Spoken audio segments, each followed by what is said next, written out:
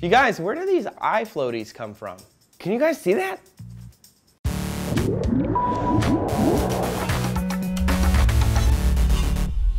Hey humans, Trace here for DNews with a viewer question from Zach Balestra. He asks, why do we see dots floating when we look up at the blue sky?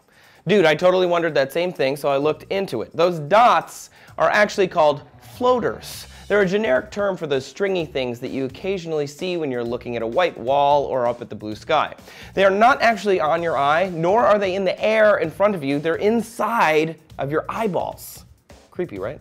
The eye is a small, squishy globe filled with a fluid called vitreous humor. Think of it like an egg white, because it's kind of the same consistency. At the back of your little globes are a layer of light-sensitive cells. When you hear rods and cones, that's what these are. They make up the retina. So the floaters are pieces of protein or clusters of cells floating inside of your eye, suspended in that vitreous gel. What you're seeing isn't the piece itself, but actually a shadow of that piece on your retina. It's so close to those light-perceiving cells that the shadow looks giant, but it's really not.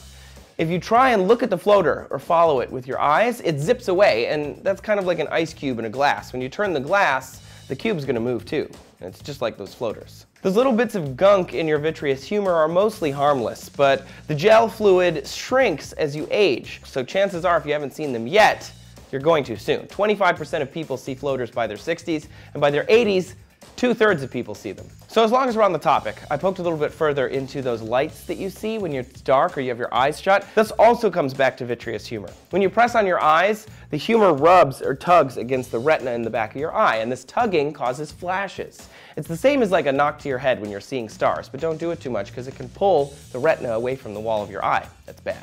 There are other non-physical reasons that you could see streaks, cobwebs, and images inside of your eyeballs, because the brain is a glutton for input. The tiny dots that you're seeing are the retina's attempt to create images from nothing. When you close your eyes, the retina continues to send information to your brain.